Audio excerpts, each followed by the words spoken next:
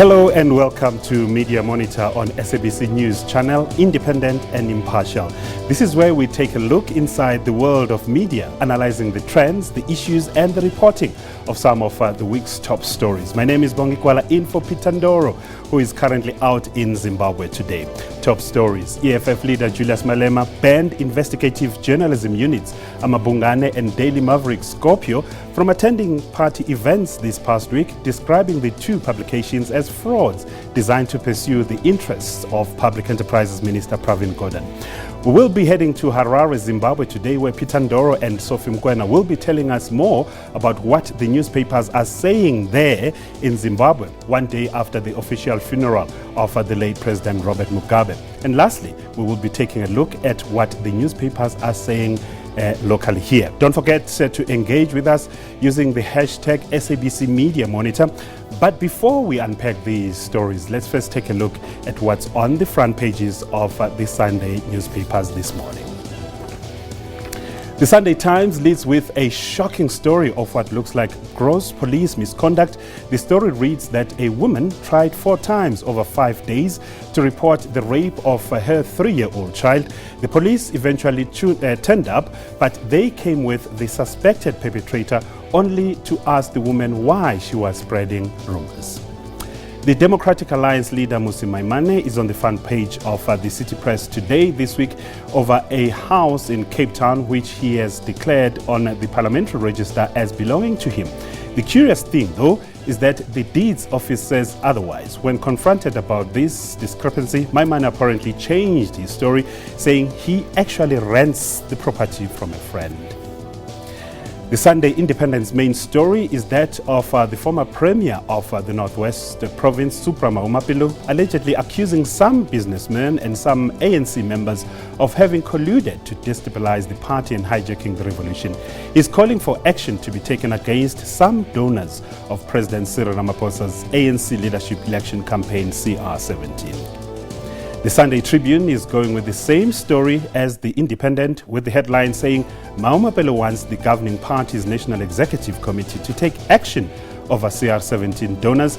He said the NEC had to take a dim view of the 1 billion rand in donations made mainly by captains of industry, as this showed that those who control monopoly capital can access the democratic processes of the ANC.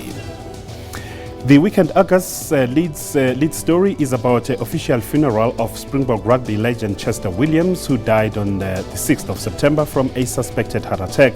The story describes how thousands of mourners at Newland Stadium gathered to pay their respects to the 49-year-old Williams, who was hailed by some of the speakers as a trailblazer who paved the way for other black players to rise to the top of the game and play for the national team. So that's a look at the papers, but let's also take a look and see what's trending this morning on the social media platform. And of course, these are some of the top stories that are trending today. And the top 5, I'll just give you 5. And earlier this morning, Cape Town Marathon leading the way at number 3, hashtag FBK Millionaires. This is a controversial reality TV program that features what now appears to have been fake millionaires pretending to be wealthy forex traders. The show has now been canned. But it is the Cape Town Marathon, I suspect, that will be dominating the social media pages for a while now. So there is so much to get through on the show this morning, and helping us to make sense of these stories are my guest editors. We welcome guest editor, media analyst Melo Mahuleho. Melo, hi. Thanks for joining us. Good morning. Morning. On Skype is Kate Skinner from SANEF. Kate, hi, morning to you. Hello, hi. Okay, I guess with you the top story will be your meeting this weekend, SANEF meeting this weekend, and top on the agenda there is the EFF, of course. Yes, absolutely. All right, so we will be discussing those stories in more detail. The EFF leader Julius Malema banned investigative journalism units amaBhungane and the Daily Maverick Scorpio from attending party events this past week, citing the two media houses were frauds that were serving the interest of Public Enterprises Minister Pravin Gordhan. The ban comes after the units published an expose on the EFF leader, claiming he benefited handsomely from the 16 million rand of the cash looted from from the VBS Mutual Bank.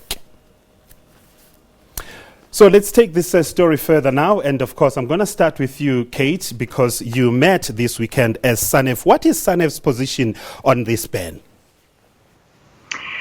Yeah, so basically what we're saying is it's very problematic to ban journalists. We've seen the EFF do that before with ANN7 and the New Age, and we condemn that. And again, we're condemning the issue of them banning, amaBhungane and Scorpio and Daily Maverick.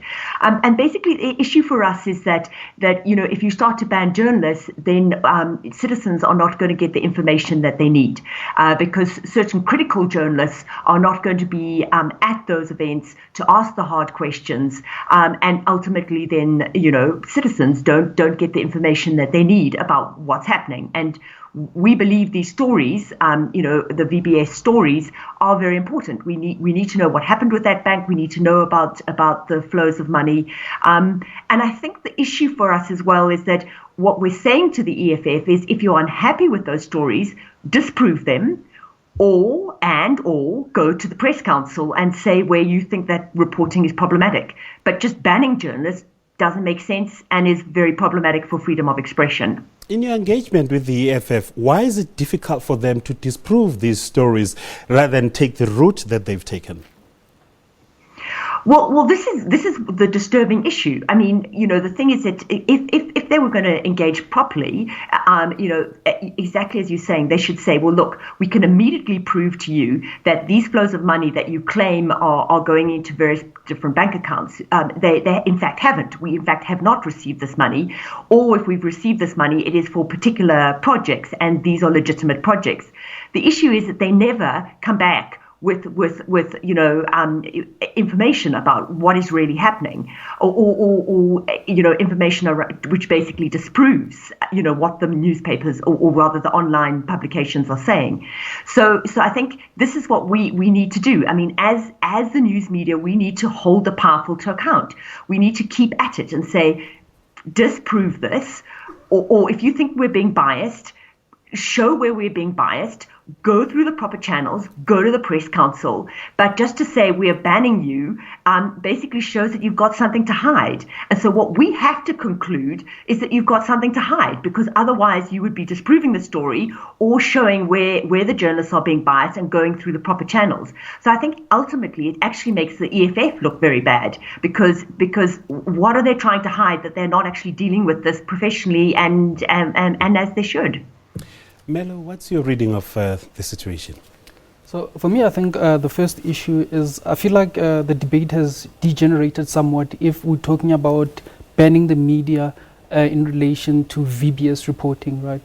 Because I think the issue should not be whether or not the EFF dislikes or likes certain stories, and the defense also from SANEF's side shouldn't be whether the EFF likes or dislikes certain stories, right? It should be a principled position in terms of what constitutes proper access to other political party events or to whatever other events which in the country they feel that they need to report on, right? So perhaps maybe when she gets an opportunity, she can just respond to that. So that's the first issue. I think there should be a principled position in terms of what should be happening. The second issue for me, I think... Before you get to the second issue, but what principled position? Because it's clear here, he is a political party that is in parliament, by the way, that should be held to account by, among others, the media itself. It is refusing to do so by ejecting some of the media houses from its gathering and from reporting about it, as you would extend that kind of thinking. What principled position should be taken? I mean, it's as clear as all that. Okay. So for me, what I mean by principled position, right, if you listen to some of the comments that have come through from the EFF, right, the argument that they're making is that they feel that those publications are propaganda machines for certain politicians, right? So I do not think perhaps that would be necessarily contained or manifested within these particular stories. It would be a trend over a period of time, right? So I think that's why if you just want to address these stories, because at the end of the day, we end up in this debate of saying that are these VBS stories true or not and whatever. And at the end of the day, if they're true, then yes, it constitutes a legitimate basis to go and ask the EFF questions. I don't think that's the proper position to take, right? The proper position should be, regardless of whether these stories are true or not, should journalists be given access to EFF events such that they can be able to question journalists, right? So for me, that's the principal position that I'm talking about, Right. Because also from a constitutional perspective, right, there's the notion of freedom of expression, right? And under that freedom of expression clause, there's the notion of freedom of the press, right? So for me, that's one basis. But on the other end also, the EFF has come out with a counter argument, right, saying that they also have freedom of association, right? They can choose who to let into the events and who not to let into the events, right? But on another issue for me, I find that also there's a little bit of hypocrisy on the EFF side, right? Because if you remember when the EFF was founded, they were going around to media houses complaining that media houses do not want to come and cover the events, right? So you can't now go and say, media, come and cover me because I'm significant in the political space of the country, and then come and turn around and say, no, don't cover me because I don't like what you're reporting. There again, it comes back to this issue of principles, right? Is what is the principal basis for you coming and requesting the media to come and cover your events? It's because you feel that you're a politically legitimate construct that is valid and that is in the public interest, right? It's a compelling public interest. Similarly, in this issue, that's the line of argument that should be pushed. It shouldn't be about a VBS story, whether a VBS story is true or not. And a last point that I just want to make on this issue, I think also there's a little bit of inconsistency on the media side, right? Because if you look at the ANN issue, ANN7 issue, the way it was treated and the way the journalists, they were seen not as proper journalists, but as propaganda agents, right? For me, it comes back to the issue again. What is the test? What test are we applying to say that this is a legitimate organization and this is not a legitimate organization, right? So for me, I think that's part of the problem that we're having, why the EFF is behaving like this, because they feel that the media has no solid basis to stand on to push some of these arguments that they push, because they feel that the media is conflicted and they feel that especially SANEF is partisan in the way in which they approach issues. Kate, I'm sure you'll have a lot of issues with that, but how do you respond? Well, look, I mean, the issue for us is that SANEF represents journalists across the board. So what we try to do is to look at all the different perspectives. I mean, journalists won't only have one particular political perspective; they will have a number of different political perspectives. And what we try to do as SANEF is to include all of those different perspectives. I mean, it is sad for us, for instance, that the independent publications are not part of SANEF and are not part of the press council, and we certainly would want them to be part of our organization, and we have certainly stretched out to make sure that that our doors are always open in terms of ensuring that they do come in. So I think it's important to say that what you're wanting is for political parties to be open to have all different journalists to cover their events with different political perspectives, because then you're going to get the full 360-degree coverage, which is essential. So I think that's what we're aiming at. And maybe just to say that one of the big issues that came out of our council meeting yesterday was to say that even though the EFF has said that, in so many words, they literally said, SANEF must go to hell. We basically said, well, we've heard that, but we still want to meet with the EFF. And in fact, I'm going to be putting together a letter which we're going to send to the EFF tomorrow to say that, we would obviously we want to have cordial, professional relationship with all political parties. The EFF is a very important political party, and we want to meet and we want to iron out whatever the issues are. So if there is issues, or if there are issues around bias, we want to talk about it. That is absolutely essential to us. That all the different political parties are covered, and that the different political perspectives are covered. I think that is a principle for us. I guess what Melo is raising here is a very important issue about the conduct of some of the journalists, and we've seen some of them retracting stories and so on, and some of them blatantly lying. That's number one. But number two, the bona fide of certain journalists working for certain publications has been questioned. He raises the issue of the now defunct ANN7, for instance, and other publications. They are seen to be pushing a particular agenda. So where does SANEF and the media itself as a profession draw the line here? So, I mean, it is a very, very good question. And so, SANEF is aware of the fact that there have been ethical breaches. And absolutely, we do need to look at ourselves and introspect. I mean, there is no doubt about that. And so what we have in fact done is we've launched an inquiry into ethics and credibility issues. And there is an independent panel set up with Judge Kathy Satchwell, Nikiwa Bakicha, and Rich McCondle. And those three panelists are in fact looking at ethical issues, and they could be, any ethical breaches. There could be issues around, political, for instance, journalists being bought by particular individuals, corporates, political interests. It could be issues around media owners intervening and creating ethical problems.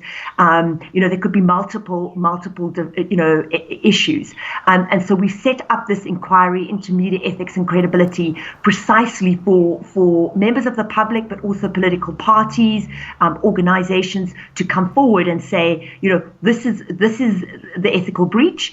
We want the panel to investigate it further, and there will be a whole lot of recommendations that will come out of that inquiry. A major conference will be held next year in 2020, and we will look at those recommendations extremely seriously and look at where we can improve and where we can do things better. Melo, this must be a welcome move by SANEF to institute this inquiry, but did it come too late though? So for me, I think, over the past while, people have been complaining about the quality of journalism in this country, right? Even if you remember, there was talk in the ANC about a media tribunal and so on, right? And I think a part of the problem, right, is not just issues around ethics, right? It's around editorial policy, right? And because for me, it comes back to the issue of ANN7 and editorial policy. It seems like in this country, there's a sort of a mainstream editorial policy that people want to follow, a mainstream narrative that people want to follow. And if there's an alternative narrative which is presented, that narrative, those people tends to get pushed to the margins. Those people do not get recognized as valid propagators of news in the media space, right? And I think for me, the challenge that SANEF is going to have, in addition to this tribunal they're going to have, is the rise of social media. Because what social media is doing is that it's challenging part of this mainstream narrative that people are trying to push out in terms of framing issues. And I think what that does is that it corrodes and erodes the credibility of SANEF, it being able to be an objective adjudicator, I suppose, over some of these issues. So for me, I think another issue that SANEF needs to look at is within themselves also. Are they perhaps captured within a certain mainstream narrative and they're not as tolerant of alternative narratives? Yeah, that's a big one. But Kate, before we wrap up, two questions for you. What else was discussed in your gathering? And quickly, I want also to ask, can the EFF pick and choose who covers their stories?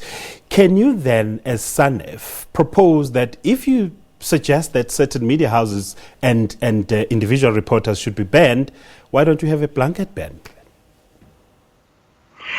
Yes. So yes, there were a number of issues that were discussed, including our media inquiry. We will. So at our council meeting, we were talking about the issue of what we're going to put into our next submission to the inquiry, because we as SANEF have been asked by the inquiry to come forward and put forward what our views are in terms of what ethics and credibility issues are an issue, and also very importantly what to do about it. So that was another very important issue that we discussed at our council meeting. Just in terms of the issue of banning of journalists, we believe that you shouldn't be banning journalists from covering political events or any events.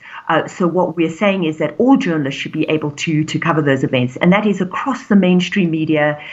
Also, community media, I think, is incredibly important. They should always be there to be able to cover issues from the ground level, from community level, and so that is the principled stance that we have put on the table. That we don't want any political party to be banning journalists, because we feel that political parties and anybody in a position of power needs to be held to account, and that is the role of the media. All media with its different political perspectives should be there and should be asking the hard questions. All right. We'll leave it there with you. Kate Skinner is the director at the South African National Editors Forum. Thank you very much for joining us via Skype. Melo, you'll stay with me. We'll continue because there's so much to get through. Look at the newspapers today. And nothing in the front pages of the newspapers about Zimbabwe and the funeral service of Robert Mugabe yesterday. I don't know if we should read something into that, or we've exhausted it, the story. We'll talk about that coming up next. Of course, this is the Media Monitor here on SABC Channel 404.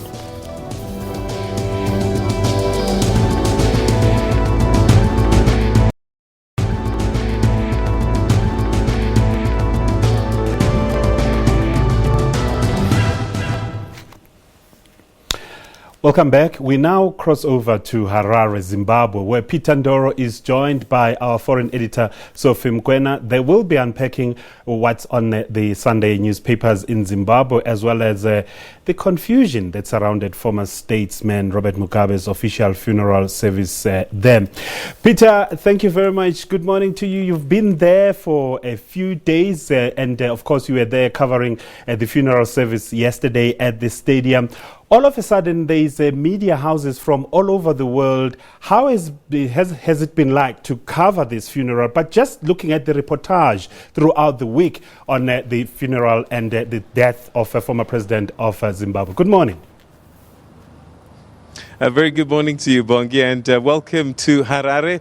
We're in the middle of the city. It's a quiet Sunday morning, but Sundays are usually the days that people go to the church. And in fact, we were woken up with the sounds of singing from a park that's close by. So that's Sunday in Harare, but today should have been the burial of the former president, Robert Mugabe, but that's not going to be happening. Today, we'll find out a bit more detail from our foreign editor, Sophie, about what's going to happen, but it does have a lot to do with his home village in Zimba. Before I get to that conversation, let me just take you through the front pages of the newspapers and what they look like. And I'll start with the Sunday Mail, which is the government-owned newspaper. And as we would have expected with the government paper, they really focused on the president and the things that he said at the funeral service yesterday. And he talked about saying Zimbabwe is a success is going to be inevitable, that due to the land reform and the education, Zimbabwe will be a success. And it also talks about commending the First Lady, and I think really it speaks to trying to unify this rift that had developed between the former First Lady and President Mnangagwa. And of course he called for the lifting of sanctions, thanking the AU and SADC for rallying behind him. Let's go to the next paper, which is The Standard. Now, these newspapers are privately owned, and usually you can take the government papers on the one hand, the private papers on the other, and you'll get different stories. Their focus on the burial and the funeral of the former president is some of the rumblings that we'd been hearing during the course of the week. Is he going to be buried at Harare? Is he not? Well, The Standard has gone with the story saying that the Mugabes were coerced into agreeing finally to let the president be buried at Harare, saying that the government had threatened to take away their mansions and other properties and other benefits if they refused Harare burial. And that, of course, because Robert Mugabe was quite upset with the way that he was removed from power through that military coup. The Sunday Times, that's another paper which has gone with a similar story, but this one refers to the President Mnangagwa himself, where apparently former President Mugabe said that he didn't want President Mnangagwa at his funeral, and so an 11th hour deal, negotiations between ZANU-PF, the party, and the family saved face and allowed the president to attend the funeral, but also to walk alongside the former First Lady Grace Mugabe. And then finally the Daily News, well, again, rumblings about a new party that's supposedly being formed and that the former president was attached to. But those people that were supporters for former President Mugabe, the G40 faction, are distancing themselves from this particular grouping. So those are the newspapers, and that's what Zimbabweans are waking up to this morning. But I am now joined by foreign editor Sophie, who's going to talk to us a little bit about the journey of journalists and reporting of these stories during the course of the week and, of course, yesterday. Sophie, thanks very much for joining us. Good morning, Peter. All right, so you came Thursday, I think, and from the outset, it's been quite a journey, as SABC in particular, to tell the story. Yes, I think it took us 2 years to kind of think around how we are going to deal with a big story like this should the eventuality happen. I mean, we've dealt with former President Nelson Mandela. We wouldn't want to find ourselves wanting on these big stories that you can tell, and by putting in place proper planning. Therefore, starting from last week, when the eventuality happened on Friday, We broke the story in the morning on Morning Live, and then immediately it was wall-to-wall coverage, giving perspectives in terms of different involvement of former President Robert Mugabe with different insights. I'm starting with his life and time and his role at the UN, at the AU, Commonwealth, SADC, and all that. And then coming down here on Wednesday, dealing with accreditation, immediately getting down to business by doing live coverage and going to the family, speaking to the family members behind the scenes, those who are here and those who are in exile, but also speaking to government as well, because you really have to give a balanced story, speaking to the oppositions. And I must say, people were willing to speak to us, give information, but the challenge, because of the tension between the family and government, which was expected, it is very difficult to get to finer details in terms of what is going to happen next. For example, today, we are told that the body is supposed to go to Kutama, but nobody is confirming, and we have to work, and it is very difficult because remember, we were hoping that today it will be the burial, and we were ready to cover that kind of a story. Therefore, we must now run around to find out. I've been in constant contact with different people sending me in different directions, no confirmation. All right, so the Sunday papers are talking about 11th hour deals and negotiations between the family and perhaps coercion. And I suppose it starts to explain some of the challenges that journalists had during the week, just trying to figure out, is he going to be buried at Hirazeka? Is he not? That must have been challenging as well. Very challenging. I must give credit to Mugabe, the spokesperson of the family. He was very, very helpful. He's very accessible, and he's able to engage and communicate and give information. When there are changes, he is immediately available. I mean, you know what happened on Friday. There were so many changes. And finally, in the evening at 9 p.m., he did give a final indication. But now today, we have to go back, perhaps at the Blue Roof, or make those calls until we really get details of what's going to happen. And because of these tensions, you are really navigating a very, very difficult terrain. All right, tell us a little bit about what it was like at the Blue Roof. This is the President's house this past week, because unprecedented to see just members of the public able to walk into this place, and there almost seemed to be a party atmosphere there. Yes, I mean, I was at the Blue Roof when I did the interview with former President Robert Mugabe. The security was tight. I'm talking previously, the last interview. Yeah. You know, to get into that place was so difficult. I remember I was so scared because the security, you could see that, you know, it's a very, very protected area. I was even scared. I remember telling Tabiso Rapokwan, hey, let's drive back quickly to the hotel. But this time around, everybody, you know, people were just moving in and out of the Blue Roof. Yes, security was there because security has to be there, but the security was very calm and very nice, you know, in and out, and like you are saying, almost a festivity in the evening after the church service, you know, gospel choirs there, and then later your normal, you know, music where you can dance and celebrate. And also at the house, it was easy to get into the house and go out, and move around there, you know. Everybody was just available, and it wasn't tense, and there was no control, I mean a tight control at the house, I must say. And some people were even saying, this is the first time we are here at the Blue Roof, perhaps the last time, so we must really, be here. And at the time, you also had an opportunity to speak to the former president, Jacob Zuma. What did he have to say? Because, you know, for Robert Mugabe to get a current president and two former presidents, Thabo Mbeki, Jacob Zuma, to arrive, that was quite significant. But tell us about the chat you had with former President Zuma. It was quite significant, but because of knowing them from home, based on what I do and interacting with them as leaders of the ANC since, I think, 2005 in particular up to now, it was easy to get them. Yes, President Jacob Zuma, it was around 11 midnight. I waited outside the door and he came out after spending almost an hour in the house. And then I spoke to him about Robert Mugabe, and he was able to describe the relationship between the two countries pre and post 1994. And then I went on to ask him about the issue of the succession on the continent, particularly pertaining to the liberation organizations, because you find these frosty relations as soon as a person leaves office. It happened between him and former President Thabo Mbeki.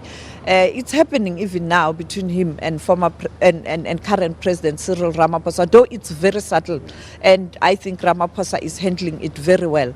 But then he said, I don't know, he said it is because there are always people behind causing these divisions to kind of dislodge the former liberation organizations, and also pointing to the interest of the Western powers. But my question was, if he is aware of such, it happened with him and Mbeki, why he didn't avoid it, So that's the issue at hand. And I also spoke to Thabo Mbeki, at the Mikkels on arrival, him also describing former President Mugabe, and even saying Harare for him is home, and also saying that he's prepared to engage anyone on the legacy of former President Mugabe. And I'm told that on Tuesday he is going to deliver a lecture in Durban at the City Hall about Mugabe, but I don't think he is going to focus on President Mugabe. My suspicion, he is going to zoom into Africa and how Africa must unite. All right, and we'll talk a little bit more about that. But let's go to the funeral now. Do you think, like me, I got a sense that maybe understandably that there was far more media interest over the elections than there were over this funeral in terms of the number of media that was there? Yes. But, it was expected. Yeah. Particularly, it's a short notice, but also the elections were significant in a sense that you had a situation where, for the first time, Zimbabwe was going to have a new president after 37 years. And some kids were born and they only knew one president, and that was former President Robert Mugabe. And they were looking forward to see a new president. And the media came in numbers because it was historic. All right, then the speeches, and everything was going to plan, and we heard the tributes being played by the various heads of state and former heads of state.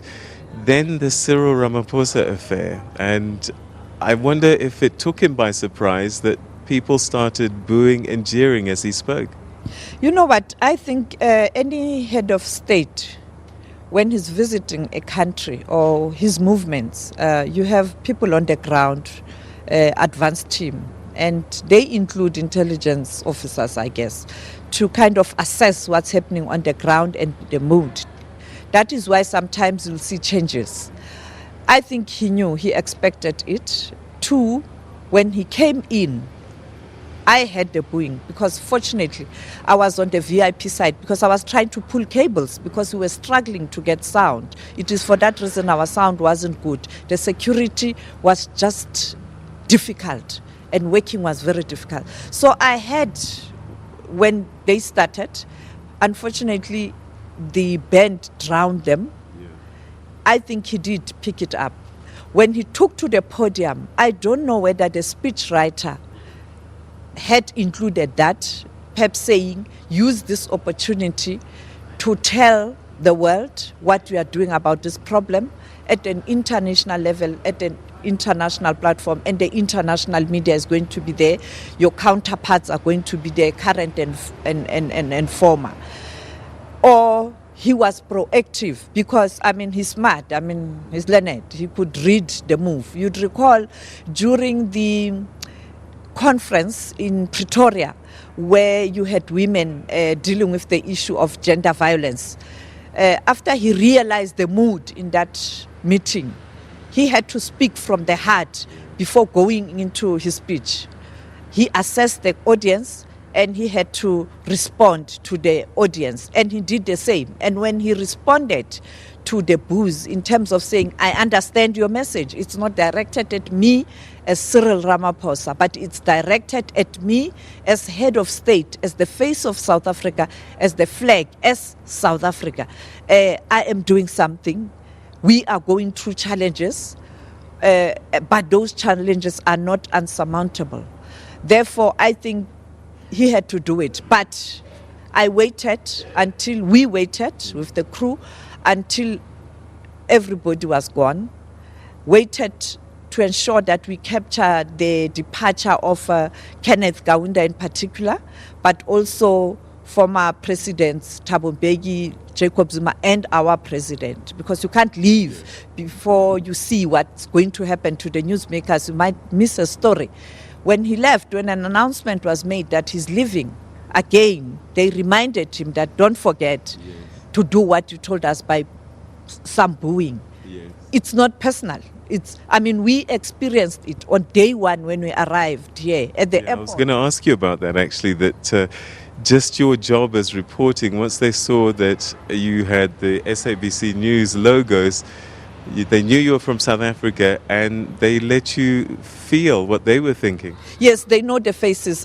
They watch our terrestrial channels 1 and 2 a lot, and they follow 405 a lot, the entire continent. Therefore, when you have this microphone, that's your identity already. They were more cold. When we arrive at the airport normally, the immigration officers are quite engaging and happy. Yeah, South Africa, SABC, SABAC, what. But they were kind of cold. And the next thing they will do, how is South Africa? It's fine. Why are you killing our people? Not, in a very diplomatic way. And you feel it in your heart. And when we were outside doing crossings on Wednesday night, we were scared because people were very, very hostile. And it was in the evening.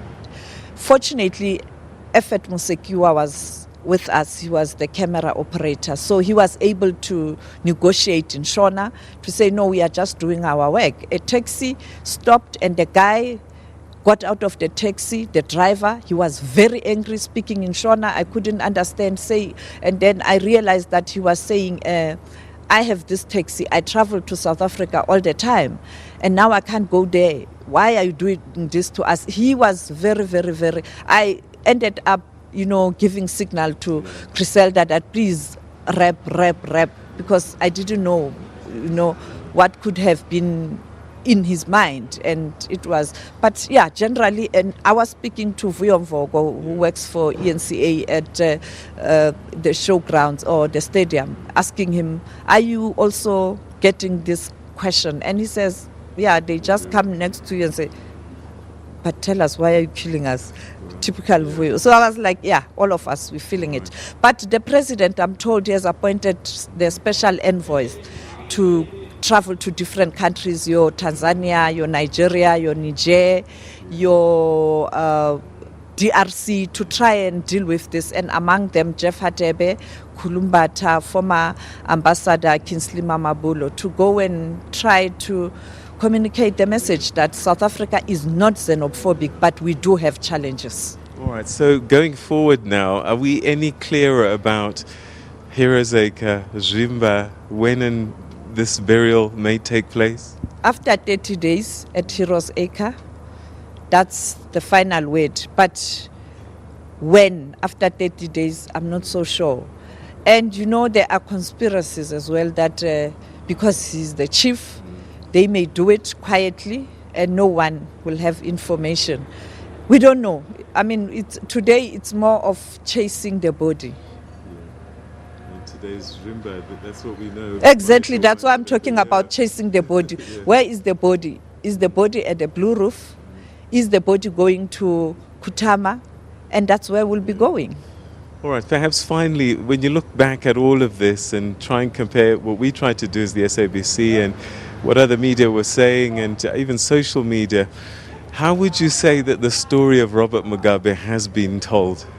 It has been told in a balanced manner by many. There's no way you can't reflect the mistakes.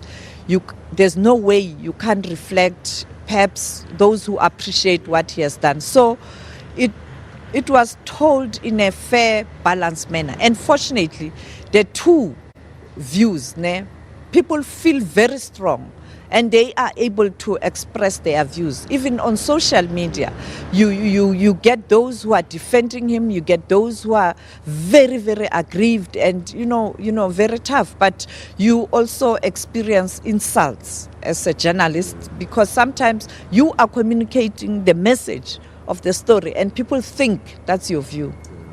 Sophie Mokoena, always a pleasure chatting to you. Thanks so much indeed for your thoughts. Let's go and chase the boat.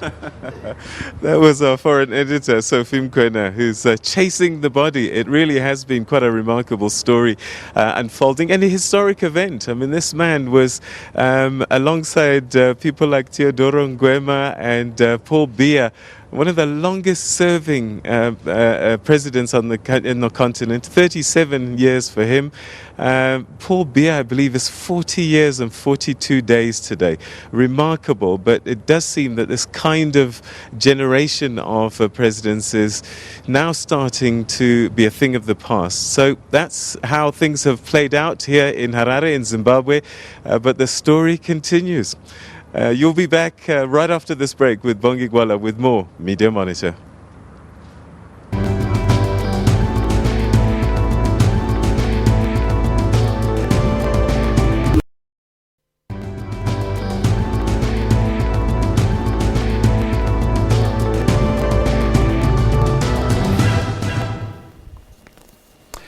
Welcome back. Let's now take a look at what the newspapers are leading with here at home. But before we do that with my media analyst here, Melo Makhuleko, it's very interesting how Sophie puts it. She says, we're chasing the body. And I can already see filmmakers and, sharpening their pens. And there will be a documentary that will come. And I'm sure the title will be Chasing the Body in Zimbabwe. Very interesting indeed. But let's bring it back home. We look at the city press, what they lead with.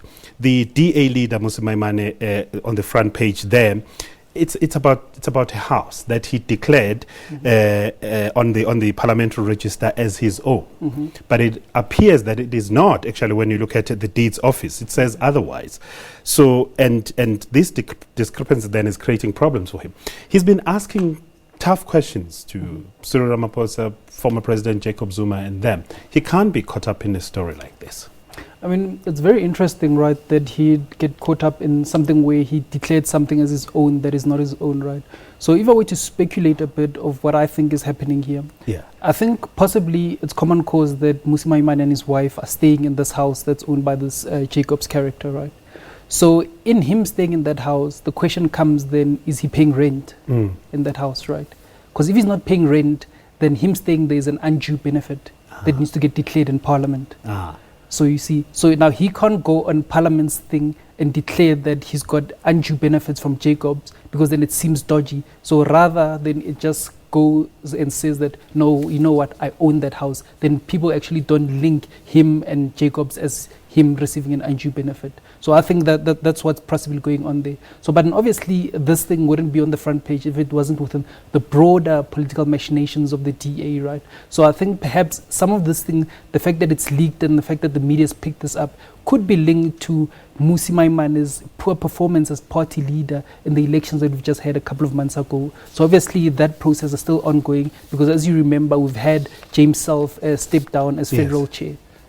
Exactly. So those machinations then are ventilated in the Sunday Times, deep, I think it's page 6, where there is now a move to have Ethel Trollip heading that position that was vacated by James Self, and Ethel Trollip is known to be a close ally of Mmusi Maimane. That could actually strengthen his position, Mmusi Maimane.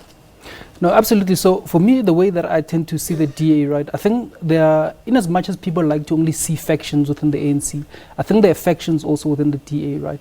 And I think for me, the two principal axes on which we see factions, it's on Mmusi Maimane's personal leadership and his capacity to be a leader of an organization, right? And I think the second other axis, which is very important also, is on the issue of race, right? Because I think the DA is caught up in this ideological thing of whether or not they actually recognize race as a metric for redress, as a metric for policy formulation within the organization. I mean, if you remember recently we had Mokoena. She Yes. was head of policy. She had to she resigned because part of the complaints that she wasn't getting support from the top leadership because she was trying to push forward sort of like a race neutral or a non-racial view that the DA has. So for me, with Ethel Trollip, the way I see him is that if you go back and remember a couple of years back, is that Ethel Trollip wanted to contest to be head of parliament, the parliamentary constituency, right? And at the time, part of the deal that was made is that he would then get taken and be put in PE because the DA had felt at that time that the PE municipality, they were on the brink of winning it, right? And then that was sort of like the compromise that they made. So obviously, Ethel Trollip is a very powerful figure. And I think in as much as he might not necessarily be aligned with Helen Zille and them, but then as part of that compromise to get Musi to be elected leader in parliament and ultimately be sort of seen as that legitimate leader, he's part of that thing. So this thing for me, I could also see it within that context that him being brought back as federal chair will sort of like stabilize to some extent Musi's leadership, because what then does is that Ethel Trollip has actually real power within the organization as opposed to Musi. Sometimes I tend to feel that Musi does not have a natural constituency within the DA, and Ethel Trollip, having been in that party, he has that thing and he can bring that gravitas to Musi. Do you get a sense that there is a deep-seated unhappiness about the direction the party is adopting right now, but also the leadership style of Musi Maimane? I think there's issues around his capacity, right? Because the way you dispel those issues around your capacity is to have electoral growth, right? In terms of your performance, right? The DA effectively declined, right? Musi Maimane was brought in on a ticket of bringing in black voters. He failed to do that. So the DA has been sitting at that 20-21% ceiling that they've had under Helen Zille, right? So then the question comes about, okay, then what is your value add, right? What is your value add as a leader? And I think Musi, that for him is very uncomfortable. Secondly, as I said, this race issue, I think the DA, like what they call the old progressives within the DA, right? Those guys, they're very much, I think, conservative in their view and do not want race featuring as part of DA's policy formulation. And for me, one thing that I've constantly said about the DA is the reticence from the DA to actually acknowledge race as a metric for redress. What it does is that it perpetuates privilege in a way, right? Because it says that no, we are all equal, but we are not all equal. If you go to college, if you go to Guguletu, and if you go to Sea Point, there's vast differences. And then to now come and claim that to some extent is not racialized, I think for me is not practical for the South African context. Let's stay with the Sunday Times. They're leading with a story, a very sad story indeed, in the week when the issue of gender-based violence is taken to the Johannesburg Stock Exchange, is taken to Parliament, is taken on the streets and so on and so on. You find this story where it is suspected of a gross police negligence. You know, a woman tries 4 times to report a rape of a 3-year-old child, and eventually, when the matter is taken to social media, police respond, but they bring the alleged perpetrator home of this woman, and they accuse or they ask her and the little one, why do you lie about this man? And they leave this man there at the home. How sad is that? I mean, obviously, for me, I think it speaks to the broader tragedy that we've seen playing out in the country over the past couple of years. And I think it's come to a head within this past week about gender-based violence, remembering Unende Mokoena's tragic, I think, killing. So for me, what this speaks to in terms of from a governance perspective is a need for practical steps. How are you going to capacitate and transform the police force in order to be able to better serve these things, right? So for me, one thing that people have said is that no, people are just complaining that no, Sarah Ramaphosa must do something, or Begele must do something, or Minister of Social Development must do something. But for me, I think what could go a long way is to come up with practical programs of how to rehabilitate the police force to get it to be able to better address these issues. I think for me, it's very tragic and traumatic for a woman to have to come to the police station multiple times to report the rape of an 8-year-old. I mean, can you imagine what that woman is going through? So for me, I think these are practical things that they can do beyond the rhetoric, beyond going and making public speeches. I think there needs to be an actual practical program that people can see that if I go to a police station, at minimum, at least I'll get a bit of solace from that. As we wrap up, Melo, a couple of stories that you think will be leading this week.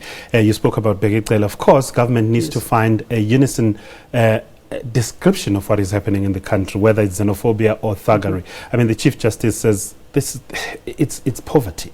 Advocate Thuli Madonsela calls it that, and calls it thuggery. Former President Thabo Mbeki, but you find other leaders calling it xenophobia. So there's an issue there.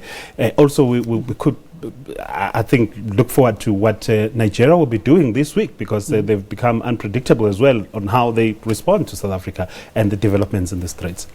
I think for me, on this issue of the xenophobia, Afrophobia, I think this issue has been very poorly led in the government sphere and even in the leadership sphere of South Africa, right? I think people on the ground, there's actual things that they're seeing, right? And we do not want to speak to those experiences, because if you start speaking to those experiences, then you're called xenophobic, right? But I think also, on the other hand, there's a need to conscientize people that part of the pressures that they're feeling is because of the economic deprivation that's going on in the country. So I think there's that lack of leadership, because on the one end, you have a polarized view by the EFF, where they're saying that, no, open the borders, everybody's welcome and whatever. Nobody's disputing that. And then on the other end, you have all these people saying that, no, these guys, they're criminals, they drug, whatever, and so on. So for me, I think there's a lack of leadership, and perhaps this also points to Ramaphosa, because he's called a joint sitting in Parliament to come and discuss some of these issues. Maybe he can also address some of these issues and provide leadership for the country. And as you've said, that the mere fact that we do not have a common narrative to be able to speak about this, a common vocabulary, I think it's a huge issue for me. And so for me also, this GBV thing, I think it will also continue. And I think, especially in the aftermath of the JSC strike, the JSC marches that we had this past week, I think that's something that needs to be continually highlighted, and we need to actually have practical, implementable programs. Okay. Melo Makhulega, thank you very much. Thank you Media very analyst, much. my guest today. And thank you for watching our show, Media Monitor. We hope that you will join us again, same time and same place next week. From me and the rest of the team, it's a good day and stay blessed.